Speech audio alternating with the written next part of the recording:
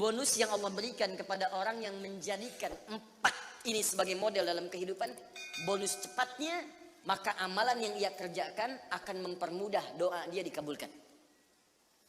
Tadi saya contohkan Siddiqin kan, syuhada nggak usah ditanya, orang-orang para syuhada itu bahkan sebelum wafatnya diberikan jalan-jalan kemudahan oleh Allah. Bahkan sebelum wafat kalau benar syahidnya, itu banyak doanya yang dikabulkan. Bukankah para ulama bagian dari mujahid fisabilillah? Berapa banyak para ulama yang mengangkat tangannya dikabulkan?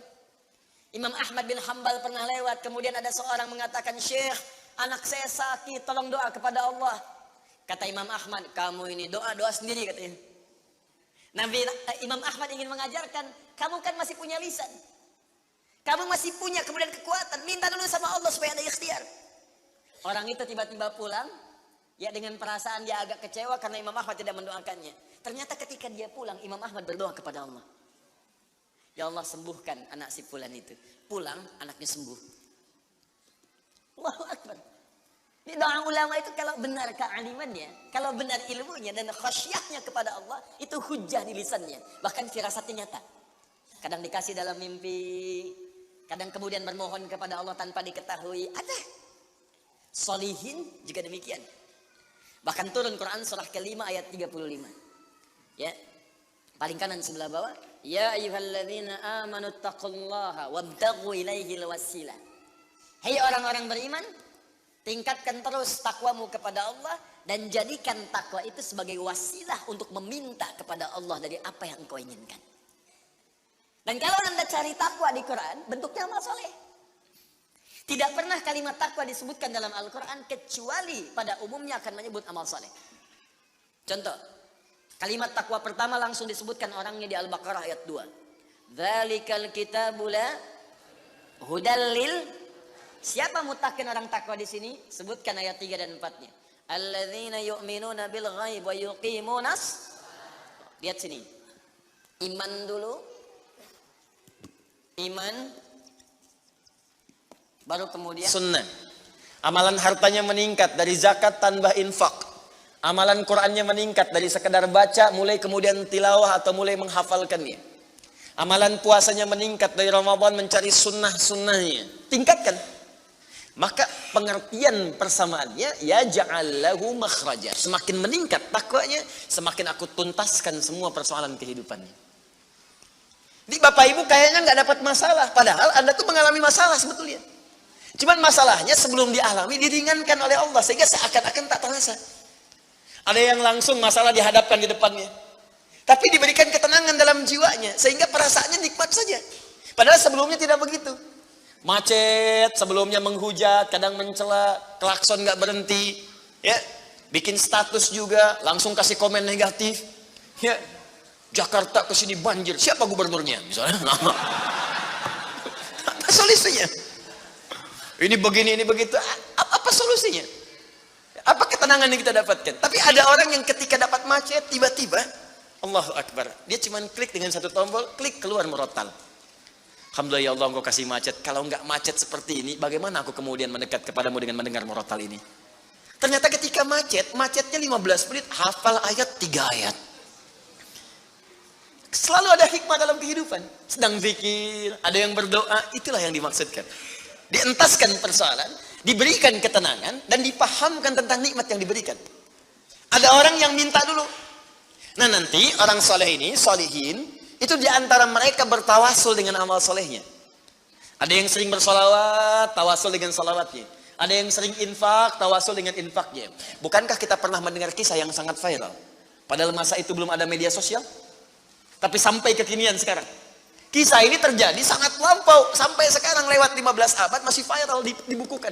Perhatikan, kalau kita ikhlas, maka semua kisah kebaikan kita akan diangkat sampai di masa yang tidak batas. Sampai terjadi hari kiamat kembali kepada Allah Subhanahu wa ta'ala. Walaupun komunikasi alatnya tidak lengkap. Pernah dengar kisah 3 orang yang sedang berjalan kemudian tiba-tiba ada hujan, berlindung masuk ke sebuah gua. Begitu masuk di dalam gua itu, kisahnya sangat populer sekali sampai ada di Sahih Al-Bukhari, sampai sekarang sering dikisahkan. 3 orang laki-laki sedang berjalan beraktivitas, tiba-tiba datang hujan deras, berlindung masuk ke dalam sebuah gua. Ketika duduk di gua itu, tanpa sadar batu dari atas menggelinding menutup ke dalam muka pintu gua itu. Pus, rap. Saking padatnya tidak meninggalkan celah yang cukup untuk mereka keluar. Akhirnya setelah reda berusaha untuk mendorong. 3 orang nggak sanggup. 1 lemas, yang 2 dorong makin nggak sanggup. 1 lebih lemas, 1 orang dorong ya sama betul-betul nggak sanggup. 3 aja nggak sanggup, 1 pengen dorong nggak bisa. Akhirnya yang paham rumus ini dari 3 orang itu mulai berkata kepada teman yang 2, ini mustahil kita bisa kemudian tuntaskan kecuali kita bertawasul dengan amal soleh yang pernah kita kumpulkan dalam hidup. Jika kita sudah merasa tak mampu sebagai makhluk, maka ini tanda dari Allah untuk meminta kepada Khalik. Dan disinilah kita disadarkan oleh Allah pentingnya amal soleh. Maka kalau kita sudah merasa amal soleh kita bermanfaat, bahkan bisa dipakai dalam doa, nanti akan semakin semangat amal solehnya. Itu rumus Pak Bu. Di sekarang banyak orang itu tidak mengerti kenapa mesti beramal soleh. Karena itu ketika diminta beramal, malas. Maghrib sudah sholat, begitu isya kan, Allahu Akbar, ayo isya. Kok cepet amat, barusan udah maghrib sekarang isya lagi. Tapi kalau orang yang mengerti, Allahu Akbar, mudah-mudahan tiap menit sholat. Kata bisa minta.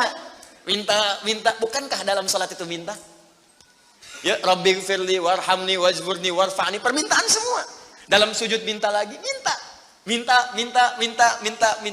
Selesai. Maka 3 orang itu bermohon dengan amalannya. Yang satu mengatakan, ya Allah, saya punya seorang ibu yang saya baktikan hidup saya untuk melayani beliau.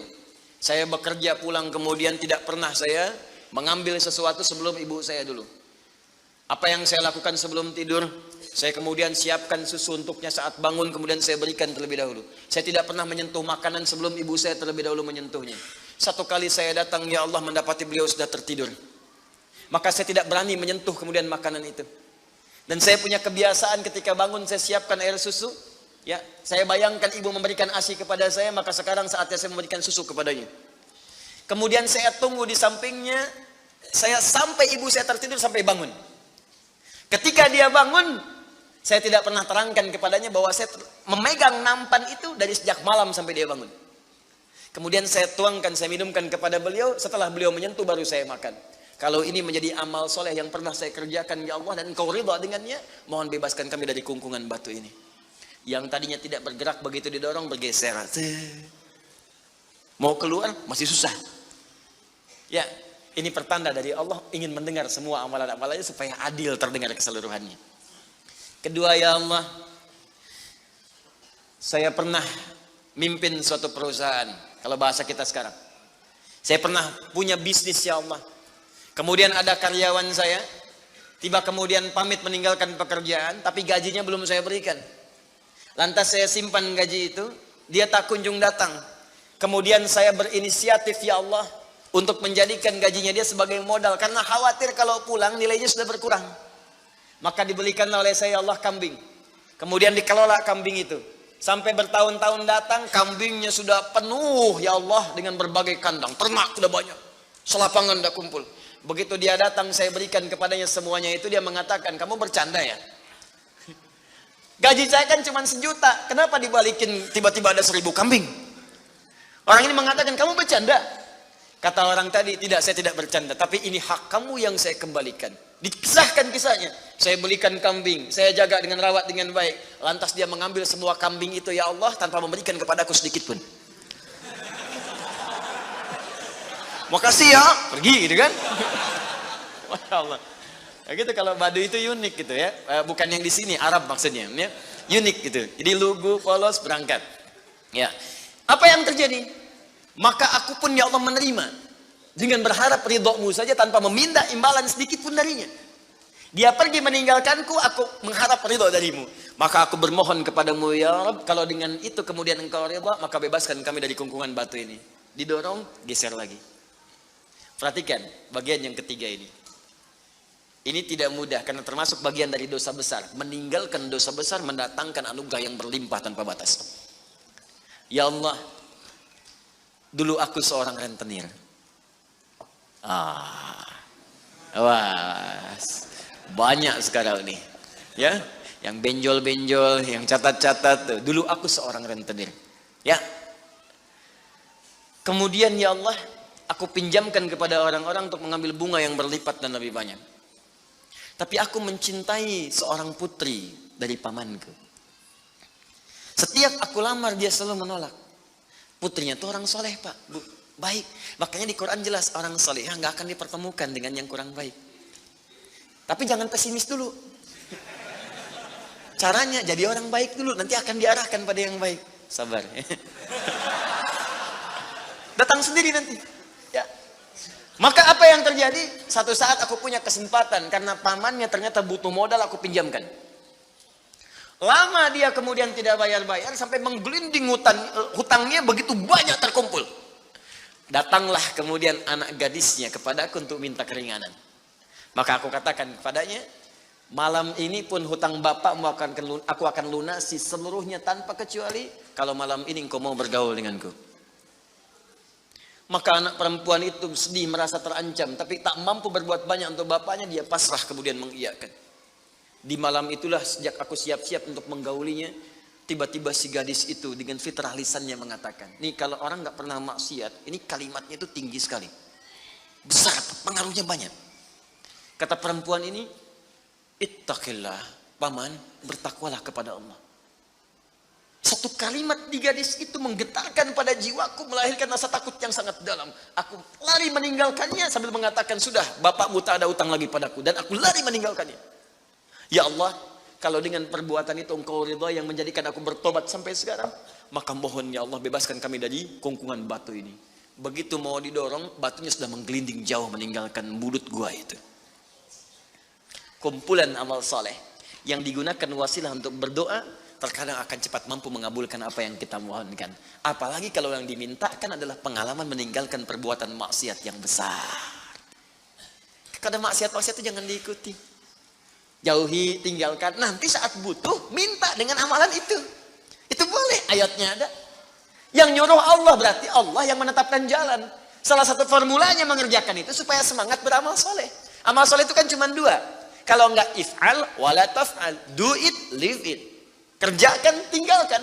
Kerjakan sholat, jauhi zina. Kerjakan kemudian infak, jauhi bohong. Kerjakan ini, tinggalkan ini. Anda cukup kerjakan, tinggalkan. Dan dengan wasilah itu minta kepada Allah.